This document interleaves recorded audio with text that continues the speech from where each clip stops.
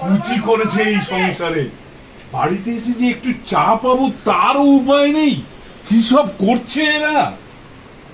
ঘন্টা ধরে বলে যাচ্ছি, 5 মিনিটের মধ্যে চা দিচ্ছি, কানে কি তুলো গুজে রেখেছো? আরে চায়ের জন্য তোমার সঙ্গে তাড়াহুড়ো করছি না, তুমি ঝির সঙ্গে ঝগড়া করছো তাই তোমার দিক থেকে ওকে আমার দিকে ঘোরানোর চেষ্টা করছি। আরে কি অলক্ষণে কথা! ঝিকে নাকি আমার দিক থেকে ঘুরিয়ে ওর দিকে নিয়ে যেতে চাইছে। বলছি অত বকাবকি করলে ঝি এখন আর টেকে না। চুপ করো তুমি, ছোট মুখে বড় বড় কথা। বাবু সবসময় ষাঁড়ের মতো চিল্লায় কেন?